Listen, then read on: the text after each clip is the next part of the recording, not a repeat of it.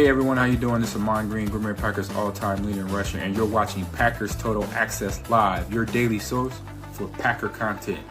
Go Pack, go!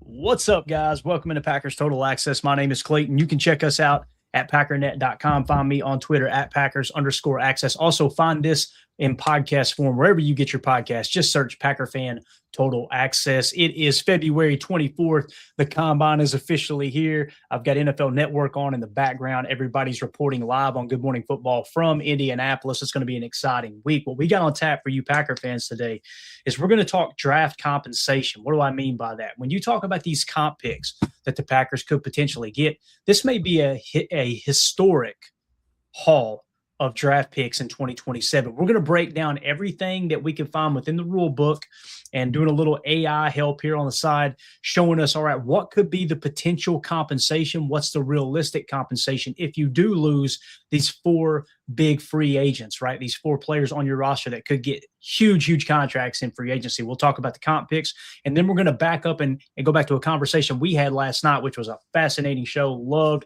getting in here talking ball with everyone. What we're going to do is we're going to back up and talk linebacker. Okay, Quay Walker is set to hit free agency. If he gets priced out of the Packers market, what could they potentially do in free agency to maybe replace him or try to replace him, as he has played obviously that Mike spot for us the last 4 years. Before we get into everything, if you guys would do that YouTube stuff for me, hit like, hit subscribe. If this is your first time tuning into PTA, welcome. Thank you for making us a part of your morning. We are not experts, insiders, media members. We're fans just like you, talking Packers on a daily basis. So if you're looking for that type of content, hit like, hit subscribe, click that bell icon so you catch all the live streams moving forward. Tim, we got Combine today. I think Gutey's supposed to speak. I believe that schedule still holds true. I think it's today, the 24th. He's supposed to speak early. If he does speak here in a little bit, what I may do is either go live during it or we'll go live immediately following it and kind of get you guys the highlights of that interview, press conference, whatever you want to call it. Tim, how you doing, Bubba? Good, man. Got the PTA mug full. Got the diesel flowing. Coffee and football on a Tuesday morning. Life is good, man. It is great, man. We got spring right around the corner. I'm excited about that. We're chilly down here with snow on the ground, just like you guys in Green Bay. However, it is going to warm up the next couple of days, and we'll get right back in that mode of, is that grass popping yet? Time to get that mower out just yet? So obviously the middle of March is when it hits for us. Yeah, it probably hits you guys in about May when y'all start mowing. Pretty much. All right, let's dive into it, man. Let's start off with this comp pick talk. And I'm excited to dive into this because, you know, people ask us questions. What are the comp picks we're going to get? What are the comp picks we're going to get? I try to hold off until it's time to have those conversations because sometimes these deals get done right before free agency, but we're close enough. And I'm telling you, Tim, the buzz around Malik Willis is wild. We talked about this as soon as the season wrapped up. I would love to have Malik Willis back at $10 million or less as your backup quarterback. I think a very good, I think we would all say, some would probably great backup quarterback is what I would classify him as. You're willing to overpay a little bit for that. The problem is his market is way higher than 10 million. We've kind of covered it every step of the way, and now it's starting to become a reality. So again, the title of this is just Packers could see some huge compensation for departing free agents. Let's start with Malik Willis. I think it was Greg Rosenthal that put his list out on NFL.com. You can go check it out there. He has Malik Willis ranked as the number one free agent on his list. Now, let's say that his money. Let's say that he is, oh man, that's ranking him too high. What would you say? Is he top 5? Is he top 10? Is he top 20? Regardless, people are going to overpay for a quarterback. But he said, I see him as the most dynamic quarterback in football as a runner, and his tape in Green Bay showed incredible growth as a passer over his 2 years with Matt LaFleur. Good to see Matt LaFleur getting the much-deserved respect there for developing Malik Willis. Despite his limited sample size, Willis jumped to the top spot of the ranking based on the same logic that applies to the NFL draft. If a potential franchise quarterback is good enough to be ranked in the top 5 of a list like this, then he should be placed first by virtue of the position. The ceiling is the roof. Now, again, we talk about this. It's just like in free agency. It lines up with the draft, Tim. There's 2 drafts every year. It's a quarterback draft and everybody else. They're going to treat these guys like one tier higher than their actual tier of talent. So Malik Willis is at the top there at 1. They've got Rasheed Walker in the 22 spot, 7th-round pick in 2022. Walker kept fending off challengers for his bookend spot in Green Bay. He's probably league average as a starting left tackle, which is worth plenty. I love that they said that he's averaged him. We're not willing to overpay for average, right? But boy, oh boy, there are teams across the league that'll pay Rasheed Walker top dollar, won't they? Yeah, absolutely. And I think, for a 7th rounder, I think he's proven his worth and his value. And, best wishes to Big Sheed, man. Get your money. This is a chance to sign a big contract. But I'm with you. It's probably not going to be here in Green Bay, right? Yeah, and here's what's cool. We traded a 7th-round pick for Malik Willis. What if we flip him to a 3rd or a 4th? That's a great job by Brian Gutey. Rasheed Walker, you spent a 7th-round pick on him. You may flip him to a 3rd or a 4th, right? Well, now you got Romeo Doubs. He's in the 28 spot. Doubs does everything well as a complimentary receiver, especially catching difficult throws. He's the type of workman-like wideout who too often is underrated because he lacks flashy traits. Just a very good wide receiver. 26 years old, he ranks 28th. And then our boy Quay Walker lands in the 44 spot. It will be telling to see if Walker's old defensive coordinator in Green Bay, Jeff Hafley, pursues him now that he's head coach in Miami. While the speedy former 1st-round pick improved over his first 4 pro seasons, he never quite mastered the linebacker instincts worthy of a big contract. So Quay Walker's in the 44 spot at 26 years old. Now, this is one of those that it's good to get something for nothing, right, Tim? If you decide, okay, he's priced out of our market, but you did spend a 1st-round pick on him. So essentially what it may be is, hey, we rented him for 4 years and we might get a 5th or a 6th year or a 5th or a 6th-round pick in terms of compensation for Quay. We'll see what his market lands at there as well. So anything you want to add to this before we get into breaking down the rules? We're going to break down the rules step by step on how these comp picks are determined. And kind of come up with a realistic expectation before the Packers potentially sign any free agents, of course. Anything you want to add, Tim? Other than the fact that I'm hoping there's a snowball's chance in hell that Rome and Quay are still Packers in the long run. It's probably a very small snowball and a very hot hell that that chance is going to be. But yeah, I mean, hopefully we at least get something out of it because especially with Rome, I mean, he's just going to continue to be a blue collar type of receiver and a guy that I'd love to see, get his money and get paid and, continue his career. I wish it was here. Same with Quay. Quay's my boy, but these are 2 guys that, the Packers cannot afford to overpay right now. We've got other positions we need to address. And so it'll be sad to see these guys go, but hopefully we'll get some picks, right, Clay? Yeah, let's talk about it, man. So step 1, only certain free agents count. Okay. The formula only includes compensatory free agents. All right. So they must be unrestricted free agents. All of these guys are. They must sign before a specific league deadline, usually mid-May. So they've got to kind of sign early, if you will, right? This can't be all right, we'll get a comp pick because they signed right before training camp. It's like usually mid-May is the cutoff, right? They must sign with another team, of course. The players who are cut by their team do not count. Okay. So if you cut a player, if you didn't carry them up to their contract actually expiring, then you don't get comp picks for them. Okay, that's the way that works as well. So all these guys qualify for that. Trades don't count, of course. Extensions don't count. So if Green Bay loses 4 true unrestricted free agents who sign big deals elsewhere, those qualify for the formula. Let's move on to step 2. It's based on net loss formula. Okay, the league looks at the CFAs lost, CFA signed equals net gain or loss. Okay, so if the Packers lose 4 qualifying unrestricted free agents and they sign 1 qualifying unrestricted free agent, that's a net loss of 3, meaning they would likely receive up to 3 comp picks. However, there's a maximum of 4 total per team. If they sign as many as they lose, it cancels out. So again, we're talking about potentially losing 4 players. If we go sign 2 free agents, then theoretically speaking, we could be in line to receive 2 comp picks, and then everything kind of offsets based off of the contract you give to the new free agents that are coming on board. Step 3, the value of the contract determines round value. This is the key part. The NFL uses a proprietary formula based primarily on average per year, or what we call as APY, of the contract, total snap count in the first season, postseason honors Pro Bowl / All Pro, the higher the contract value, the higher the comp pick. Roughly speaking, contract level, okay? Likely a likely comp round would be top tier or top 5%. That would be third round talent. High starter money would be a fourth round comp. Mid-level starter would be a fifth round comp. Rotational money would be a sixth round comp. Depth deal would be seventh round comp. Okay. You cannot receive anything higher than a third round comp pick. That's the ceiling there. Okay. Now, there's a hard cap. There's a maximum of 4 comp picks per team, a maximum of 32 comp picks league wide. Okay. So if more than 32 are projected, the lowest valued ones gets cut off. So there's only 32 comp picks going out to the entire league, according to this. And you guys double check this, go do your own research. Again, this is just what I came up with. And as always, anybody who has any corrections, it's welcome in the comments. Okay. So we have 2 of those picks already, right? We already have 2 comp picks in the 7th round. Correct. 7th round picks for this year. Now, here's the other thing. These are going to count towards 2027. Okay. So these comp picks, we won't see them until 2027. So it is kind of an investment into the future, obviously. So again, only 32 comp picks league wide. The timing matters. If the Packers want those comp picks, they can sign outside free agents after the compensatory deadline. They can sign players who were cut.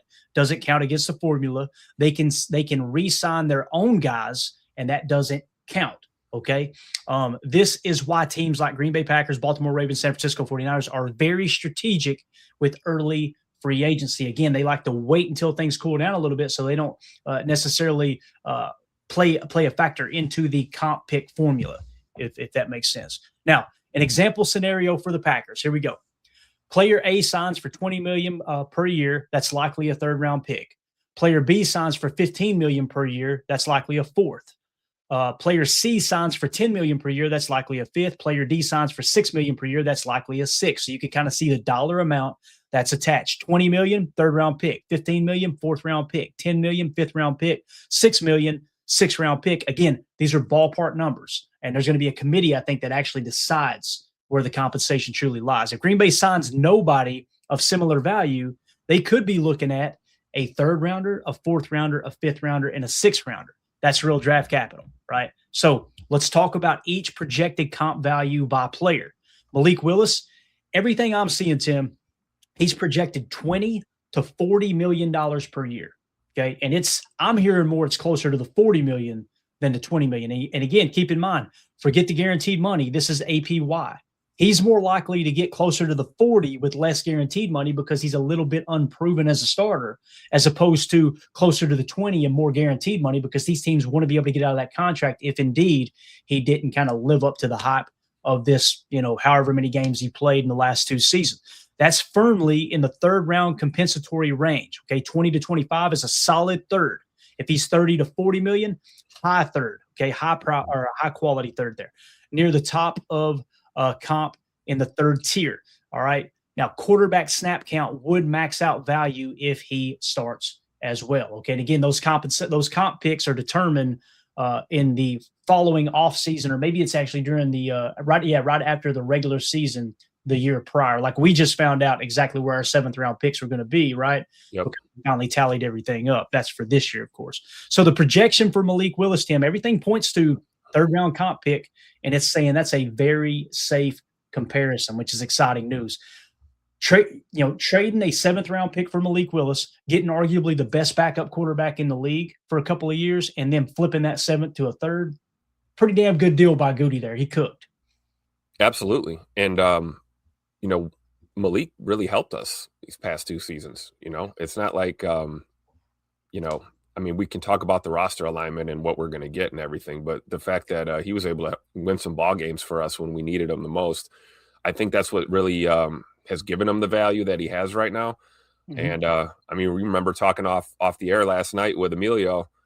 He's got a feeling that Malik's going to be a Jet, and boy, if there's a team out there that's going to give him that 35 to 40 milli, it's going to be the New York Jets. So looking forward to that draft compensation and seeing Malik get his money, man. He deserves it for real. Pay that man his money.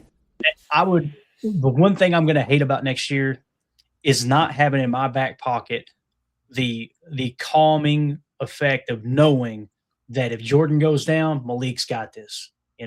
Maybe Desmond Ridder will win us over. Maybe we'll draft somebody and he ends up being as dynamic as a Malik Willis. It's highly unlikely, but that is one thing I'm definitely going to miss. So, it's really interesting to kind of see how this all can potentially play out when you take everything into consideration and really think about the draft this year, guys. If these guys sign early, if all four of them sign early, and we're going to continue with the rest of the comps, and then we'll move on to the Stackbacker talk. But if all these guys sign early and you go into this year's draft knowing, hey, guys, we're probably going to have a third, a fourth, a fifth, and a sixth extra next year, guess what you can do this year?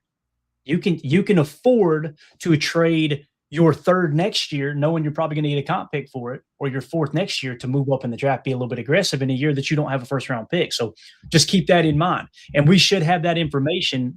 It won't be set in stone, but we'll have a good idea of around where we should have like a ceiling and a floor with our comp picks for 2027. Moving on to Rasheed Walker, projected 20 to 25 million APY. Starting left tackle money at that number usually lands a high third, if 24 to 25 and a full-time starter, otherwise a strong fourth.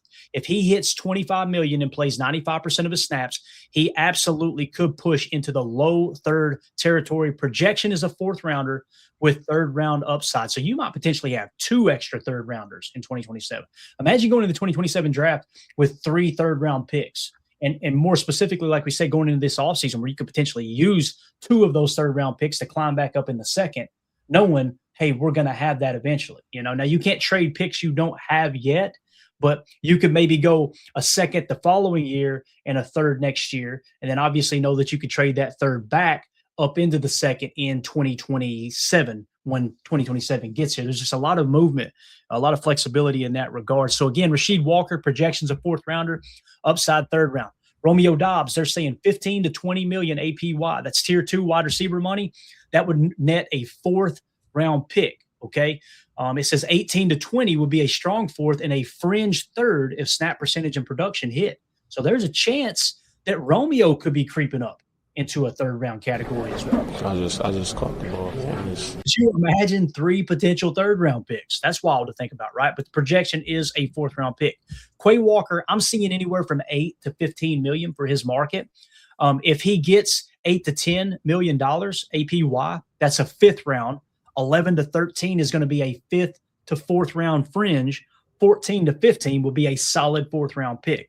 This one has the widest swing depending on the final APY. Obviously, the guaranteed money will determine how high the APY gets, just as we talked about with Malik Willis.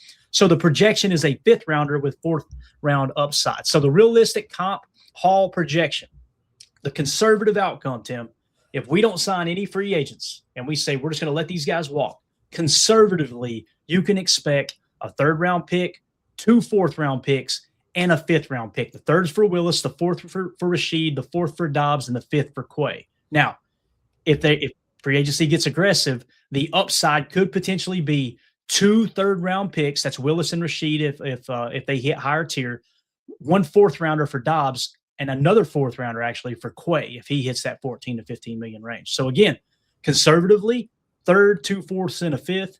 Aggressively, upside, 2 thirds and 2 fourths for the remaining. Now, I want to be very clear. If you sign free agents, this is going to offset. You're going to lose some of this compensation. If you go, let's put it this way. Let's say the conservative outcome hits here, Tim, and we decide we want to go get Tyler Linderbaum. I imagine Tyler Linderbaum would offset that third rounder. I would much rather have Tyler Linderbaum as my starting center than a third round pick next year. Yeah, absolutely. Yeah. So I agree wholeheartedly. And then, with Quay, on the conservative side, getting that fifth round pick, you look at that 8 to 10 milli range. I mean, that was basically our top, right? We'd be willing to go. We said something like 7 to 8 mil per year, but anything north of that, we'd feel like we'd probably be overpaying. So I still think there's an outside chance that if the market's kind of weak for Quay, that maybe we do sign him back at that, 8 million or something like that. And we say, the hell with a fifth round pick. But the rest of these, I think we're going to see this kind of pan out somewhere in between this conservative and aggressive kind of outcome. Yeah, right I now. completely agree. And what you said on Quay is spot on, Tim. If he goes and tests the market and the market's only 8 million and he comes back to Green Bay and said, hey, will y'all give me 8 million per? And they can work out the fine details. I'm okay with bringing Quay back at 8 million. Hell Yeah. yeah, sign me Not up. not 15 though. Not Right. 15 or 12. Yeah, Yeah. absolutely. 10 is where I cut it off. You know, you could probably talk me into 9 million. You could probably do that. However, there are other stackbackers that are on the market that I feel like would be better than Quay. And if you can get them for 10 million as opposed to Quay for 10 million, I would definitely rather go that route. So we're going to dive into that next. Before we do, if you guys would, if you're watching this back later, do us a favor. Let us know in the comments. How do you feel about these comp picks? Do you feel like they're spot on? Do you think the Packers will be too aggressive to offset all this? To me, it seems like you're going to have at least 2 or 3 comp picks in 2027 based off these unrestricted free agents. Let us know in the comments how you feel about it. Hit that like button, hit subscribe, click the bell icon so you catch all the future live content moving forward. All right, Tim, let's switch gears here and talk about Stackbacker. Since we were talking about Quay, that's the perfect segue here. We were hitting on the consensus free agent board that Justice Mosqueda put out, right? And here's the list of the Stackbackers that are set to be unrestricted free agents as it sits here on February 24th. Number 9 on the free agent list is Devin Lloyd. Number 33 is Devin Bush. 36 is Nakobe Dean. 38 is Quay Walker. So they've got him listed as the 4th best Stackbacker in free agency. 46 is Demario Davis. 55 is Leo Chenal. 58 is Caden Ellis. 63 is the ageless wonder, Bobby Wagner. 67 is Alex Anzalone. 86 is Quincy Williams. That's Quentin Williams' brother, played Stackbacker for the Jets. 98 is Jermaine Pratt. 100 is Matt Milano. Now, I'm not a big Matt Milano guy, but it is worth mentioning. Bobby Babich was his linebacker coach when he won All-Pro, when he was voted All-Pro. So I could see it being something that if Babich is giving input, hey, go get Matt for me. Now, he didn't play good I think it was last year, the last couple of years. So I want to be clear. I don't want him over Quay. I don't. But there's a little bit of a connection there. And we know, Tim, those things surface sometimes. No, it's true. And we've also seen guys find a second wind in the middle to later parts of their career when they, get into the right scheme and, familiarity with coaches and coordinators in the system. You could see a guy like Milano, give you a couple of good years. I'm not ruling that out, but I'm in full agreement with you. I think for the money, you factor in the output and the age factor. I mean, Quay's, barely 26 years old.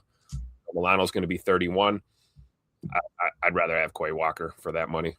I would too, man. When it comes to Milano, and if I go to Stackbackers here off screen, they've got Matt Milano on PFF. He's ranked 131. So on the consensus, it's got Matt Milano at 100. They've actually got him lower at PFF. His PFF grades the last 3 years, 70, 53, 46. He's also going to be 31 years old. I think Bobby Babich would go to him and say, hey, man, get me Matt Milano. And Gutey go, we'll think about it. And then he shuts the door and goes, hell no, we ain't getting there. It's probably going to happen, right? So hopefully that happens anyway. And I like Bobby Babich. I think I'm excited to see what he does as a coach here. And again, he's going to be coaching secondary, but it's worth mentioning he did coach Stackbackers there for a year when Matt Milano played his best football, which is a good sign for Bobby Babich because when he coached the DBs, he actually had both Jordan Poyer and Micah Hyde reach all-pro levels. I think Jordan Poyer was first team all-pro and Micah Hyde was second team all-pro. I may have those flipped, but nonetheless, he knows how to coach up the DBs as well. 123, Alex Singleton. 124, Levante David. 141, Justin Sternad, if I'm saying that right. 164, Willie Gay. 169, Elandon Roberts. 174, Shaq Thompson. 179, Eric Kendricks. 182, Dennis Gardeck. And then we'll end it there at Malcolm Rodriguez at 199. So when you look at these Stackbackers here, Tim, Devin Lloyd's at the top of the list. This is what we're talking about. So let's say Quay does garner a lot of attention in free agency, okay? On PFF, they're saying his projected market value, and I think these are overthecap.com numbers, okay? He's 140th in free agency. They've got him 38th on the consensus, okay? So PFF is saying they're much lower on him. Surprise, right? They've always graded him low. We've talked about that. 3 years, $15 million per is what they're projecting, okay? Devin Lloyd is at the top of the market here, and they've got him 3 years, $16 million. Would I be willing to pay Devin Lloyd $16 million per? It's tough because you've already got your one stackbacker that we consider a tier 2 position of importance, Edgerrin Cooper. You're going to have to pay him eventually. It's like that market's going to be so high. I think Devin Lloyd is worth the money. 78, 76, 88 last year. Third highest rated stackbacker. He is balling out. His PFF WAR rating was a 0.24, which is off the freaking charts. So he is a top 5 linebacker last year in 2025. So when you look at Devin Lloyd, I think he's worth the $16 million per, but do we have other priorities we got to focus on? I would much rather key in on trying to shore up the defensive tackle spot, Tim, than spend $16 million per on a stackbacker. Although if Gutey signs him, I will be as excited as anyone. Behind him, Devin Bush, 3 years, $12 million per. His PFF grades were 57, 79, and 87. So he's right there in the same ballpark. Both players ascending, both players 27 years old. Devin Bush, 3 years, $12 million per. Devin Lloyd, 3 years, $16 million per. Devin Bush, I would be okay with coming from Cleveland, and that defense was solid. Obviously, we seen that firsthand last year. So how do you feel about that, man? Are we willing to kick the can down the road and overpay for a stackbacker, or do you think maybe that $15 million, no matter who it is just out of range because we've got to pay Edgerrin Cooper, and the roster model would suggest you don't want to pay top dollar to two of these guys? It depends on how the deal's structured, I guess. I'd probably go, of the two Devins, I like Devin Lloyd more than Devin Bush. But again, at that, we just talked about it, right? We don't want to pay Kuwait. We don't want to pay Kuwait $15 million, right? I don't know. Do we want to pay any stackbacker $15 million? It's a great point, especially considering the other moves we talked about in free agency, that center who we shall not name again because we don't want to get any more hype drummed up for him because we want him to be here. We know he's going to be north of that 20 million mark. So, I'd rather get a Levante David or a Bobby Wagner on a 1 or 2 year loaner deal and save some money that way. But I don't know, man. It's tough, but definitely between those two, I'd probably rather have Devin Lloyd for the money. Now, here's where I'm going to give, if I'm the GM, if you put the GM hat on me, I couldn't pay Devin Lloyd that much money. If Edgerrin Cooper was not on the roster, I would say, hell yes, we got to get stackbacker fixed. I need somebody in the middle of this defense. Go get me Devin Lloyd. I'd be okay with $16 million. He is worth the money, definitely. Devin Bush, I would probably approach it the same way. If I can get him at $12 million per, $24 million guaranteed, which is the over the cap projection, I'd be okay with that if we didn't have Edgerrin Cooper. But you don't want to put yourself in a position where you can't afford to re-sign Edgerrin Cooper when we think his upside is probably even higher than Devin Lloyd and Devin Bush at this point, right? So next on the list is Nakobe Dean. He's more of a tweener. He can rush the passer. He's kind of that guy that more of a Sam that can rush off the edge as opposed to a Mike or a Will, if you so to speak. So I would not pay him, but he's projected to get $13 million because he can rush the passer, right? Leo Chenal and Bobby Wagner. These are my guys. Yeah. If you can get Leo Chenal for 2 years, $6 million per at $10 million guaranteed, essentially you're on the hook for $10 million is all. And if this ends up being just kind of a fluke the way he's played, okay, then you just move on, no big deal. If you can get him for 2 years, $6 million per, his PFF grades, Tim, 84, 81, 75. He's 25 years old. The fact that his market value is only $6 million per, I think that's going to be significantly higher. I'm going to go on a limb here and say I would be willing to pay Leo Chenal $8 to $10 million per, maybe even 13 or 14 million guaranteed to get him in-house to play alongside Edgerrin Cooper. So now you've got your two stackbackers in your nickel 4-2-5 or nickel 2-4-5, whichever Jonathan Gannon wants to, however he wants to describe it. To me, that's all right, you've got young stackbackers, although he has played now, 3 years in the league, I believe it's been, maybe actually 4 years. A 26-year-old, a guy who's going to be 26 with playoff and Super Bowl experience in the middle of your defense. Yeah, absolutely. Makes all the sense in the world. And then you've got another guy with Super Bowl experience. Let's go the opposite route, Tim. What if you go and get Bobby Wagner, 1 year, $8.5 million? We've been screaming, get Bobby Wagner for 3 years. And this is where not everybody, I shouldn't say it. This is where a handful of people in the chat go, he's too old. He's too old. What has he done the last 2 years? Look at this. Last 3 years, 82, 88, 79. He just continues to go out there and play his ass off. His PFF WAR 0.28. That was ranked third amongst all stackbackers. What do we need, Tim? Veteran presence. Yep. To me, Leo Chenal would be a great signing, but Bobby Wagner is kind of like, let's put him right next to Adrian Cooper in the middle of this defense. You got a guy who's won a Super Bowl, who's played a high level of football for a very long time, and the things that he could teach Adrian Cooper and Adrian Cooper could pick up on learning from somebody like Bobby Wagner. These are the type of veteran signings we're talking about. This is Calais Campbell of the Stackbacker position, right? Sure.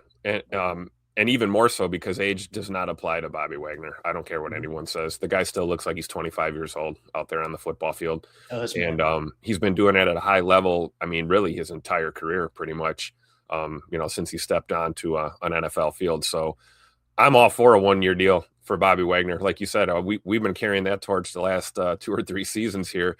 And, he keeps showing up and showing out every year. I mean, even on the PFF grades, 79.3, little bit of a dip last year. That's still incredible output for a guy of that, age and stature. And like you said, there's the intangible stuff, right? The locker room presence, the leadership there in the linebacker room. We've got young guys that are still developing. Tyron Hopper comes to mind. It would be great having a guy like Bobby Wagner in that room, helping those guys develop. But that being said, Leo looks like a steal, man. I'll be honest with you. That looks like a pretty good stopgap there at linebacker as well. We'll see what happens. I got a feeling that Bobby Wagner is probably going to get snatched up pretty quickly here in free agency. I feel like he's going to stay with Washington because he loves Dan Quinn. Yep. Now, here's the thing, though, is he going to chase a ring? He's probably looking at Washington going, they're not Super Bowl ready right now. Many people think the Packers are. That might be an opportunity to go chase a ring. Now, will Gutey go after him? I think there's more of a chance of him going after Leo Chenal than Bobby Wagner. Right. But again, if you get Leo Chenal at 2 years, $6 million per, guess what? That's a low end comp pick. That's like a 6-round offset. So you don't lose your third, right? If you get the haul that we talked about of a third, 2 fourths, and a fifth or whatever it was. Right. So if those are your comp picks, erase the 5th rounder, you're still getting 2/3 and a 4th. If all you sign is someone like Leo Chenal at that money, right? Demario Davis is in the 50 spot. He graded out well. He's a lot older, 37 years old. He's kind of in that same ballpark with Bobby Wagner, although I would much rather have Bobby Wagner than Demario Davis. That's just me personally. But again, if you signed him for anywhere from $6 to $8 million and just make it fully guaranteed, I would not hate that move. That gets you a veteran right there in the middle of that defense as well. And he's a run-stuffing machine, too. We talk about needing help against the run. I mean, Demario Davis is that dude for sure. Yeah, 39 run stops on a 8.2% stop rate is the stat that they've got listed here in the bio. Alex Anzalone from Detroit, he's 31 years old. They're projecting him 2 years, $7.5 million per. Pass. I wouldn't pay that. Yeah, 69, 66, 67. That's the perfect example of overpaying for good, right? Yep. So Caden Ellis is on this list, not as interested. I'm trying to see if there's any others down this list that piqued my interest before. There's the Matt Milano one. Ooh. That's tough for me, man. I know it's only $3 million, but why tie up a roster spot? Yeah. Like I look at those grades there, a 53 and a 46, and I think Tyron Hopper would run circles around Matt Milano, especially Matt Milano at 31 years old. So, I think Zay McDuffie would run circles around Milano at this point. Yeah, right. Completely agree. Quincy Williams, he's kind of fell off, man. In 2023, he was solid, the 9th highest graded linebacker. He dropped to 32nd at a 68.0, and then last year, 45.5. So you kind of see in the ceiling, if you get the 81.1, that $4 million per might be a steal. That's one you might be willing to take a flyer on. He's 29 years old, but it looks like the age is catching up with him quicker than maybe a Bobby Wagner, right? Because he's gotten worse 2 years in a row. Quay, same thing. According to PFF, he's gotten worse the last 2 years. His market value, this is what's so interesting, is everybody's got him significantly lower on their free agent list, but his market value still hangs at $15 million per because he's an athletic freak and he's 25 years old. So just shows you, man, traits aren't just a quarterback thing. Traits at every position, it carries value in the league, It's so true. So Alex Singleton, that's an interesting one there. He's 32 years old, had a great year last year. 72 was the grade, but that seems to be an outlier. Landon Roberts, he's going to be 32 years old. He seemed to hit the wall last year. He's graded out good in the past. Shaq Thompson, no thank you. Just kind of scrolling through and taking a look at the bottom end. So, yeah, man, for me, it's real simple. Go get either Leo Chenal or Bobby Wagner or Demario Davis. That's who I'd like to see. That's, and again, I would love to see them go after Devin Lloyd, but the roster model suggests that does not make sense to spend that much money on because you're going to have to pay Edgerrin Cooper here real soon as well. So that's just kind of a quick glance, a quick look at the Stackbacker free agents. You guys let us know in the comments if you're watching this back later. How do you feel about the conversation we just had? Maybe you want Quay back. Maybe you think Devin Lloyd is the answer. Maybe you would rather sign Devin Lloyd and let Edgerrin Cooper walk. I doubt that's the case, but maybe somebody out there's got that opinion. Let us know in the comments. Hit that like button, hit subscribe, click the bell icon so you catch all the live streams. Appreciate you. All right, Tim, we got through everything I wanted to hit there, man. Let's just kind of have a conversation with the chat real quick for a few minutes, if that's all right with you. Anything else you want to add to the Stackbacker talk here? Because, man, there's some studs out here, dude. There's some solid Stackbackers that are hitting free agency. I agree, and I think when it comes to the guys that are on the wrong side of 30, as it were, I do think Levante David is interesting to me. Bobby Wagner interesting to me, and like you said, yeah, Demario Davis, that would be that'd be a big chunk of change, and we'd get some output out of them. But you're right, what does that do to us in the future going forward? We talked about wanting to pepper in some veteran talent. We also don't want to, set our young guys back and have progress stoppers or put us in a situation where, we can't pay for a guy like Edgerrin Cooper, who you absolutely have to pay and keep him around. That's your linebacker of the future here in Green Bay. So we'll see. But Leo Chenal, that's man, that would be interesting to say the least if we got him here. It's just from the financial side, and then a high upside that you could get that youthful output yet experienced output out there at the same time. It's kind of best of both worlds. So we'll see what happens. And I imagine the thing that's driving Leo Chenal's value down a bit is the lack of snaps, right? 527, 523, 440. So it's not like some of these other guys like, let's say, Devin Lloyd, 700, 800, 900 snaps, right? So that's probably they've seen him in the past as more of a rotational player, maybe somebody who's buried on the depth chart a little bit. So Turtle says, I'm okay with Quay walking because of the options. Absolutely. And here's the other thing. If day 1, day 2, day 3 of free agency goes by and there's not a big buzz around Quay, and all of a sudden somebody like Leo Chenal signs a $10 million contract, per year, now all of a sudden those guys may have kind of flipped, right? And maybe Quay, his value drops to $5 million and the Packers bring him back. Right? Maybe the best deal for Quay will be in Green Bay. And if that's the case, we may see Quay Walker back. And at the right price, I'm okay with that. Although, man, let's put it this way. What if you got Quay back at $5 million and Bobby Wagner's value sank to $6 million? Washington decides to go in a different direction, and you could get both of those guys at $11 million. Now you're feeling really good about the Stackbacker position.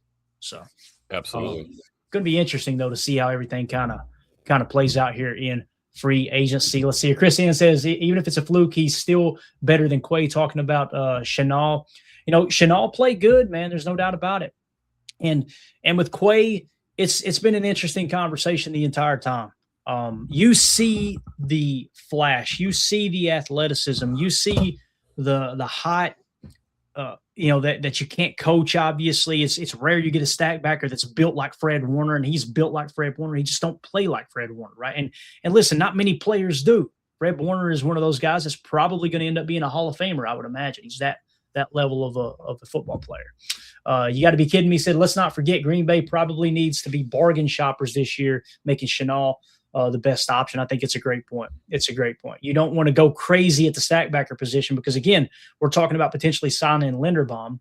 So if you go and get Linderbaum and pay him top dollar, you're probably going to have to go to one of the cheaper Stackbackers here, whether it's a Leo Chenal, Bobby Wagner, or maybe even you go Demario Davis, like we'd mentioned there, at $8 million per. So anything you want to add to that there, Tim?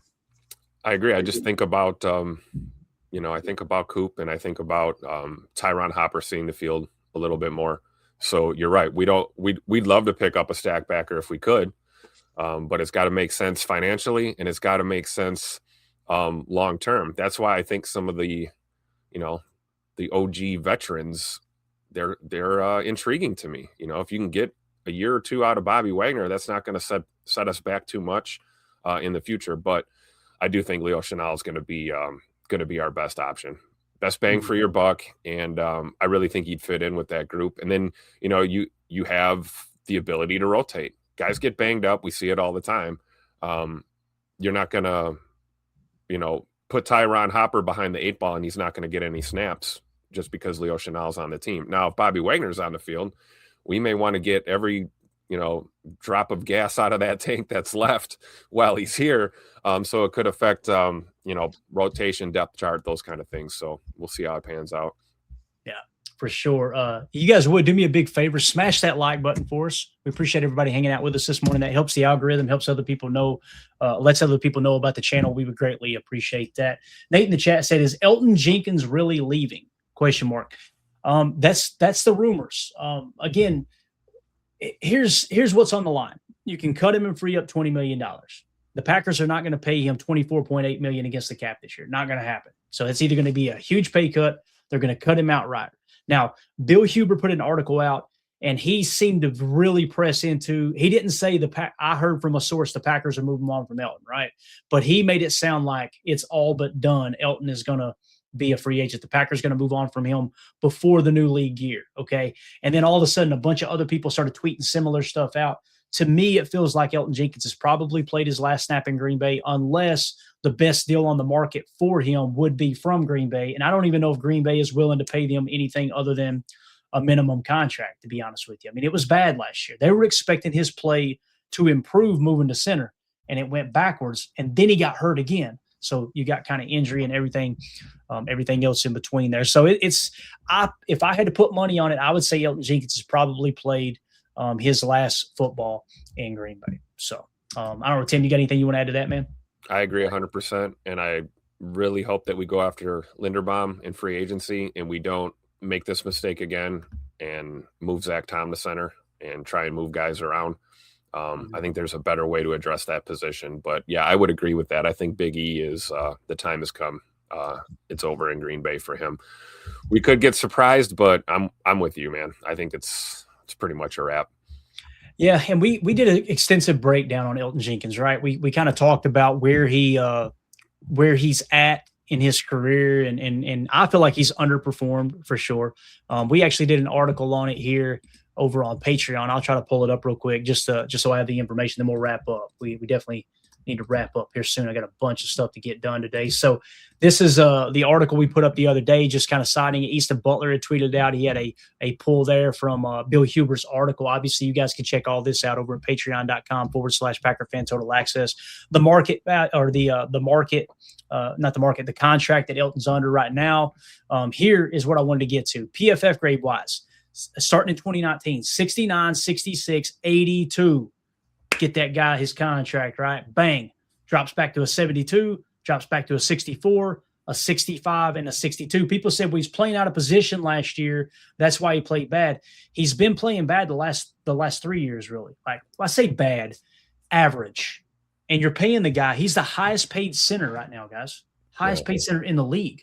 That's the epitome for overpaying for not even good, average to above average for what he's been here lately. And then if you cross-check that with their efficiency grade, which weights in sacks to other metrics here on PFF, he was the 34th highest graded center with efficiency grade at 98.0. So there were 33 other centers that had a better efficiency grade than him in 2020. And all 33 of them make less money. Yes. Right. So again, and it hurts, but when you go up and you look at some of these guys, right, like you're going to see some that are not even on the list, like Connor McGovern. He's a free agent this year, right, Tim? Connor McGovern is sitting in the 19 spot.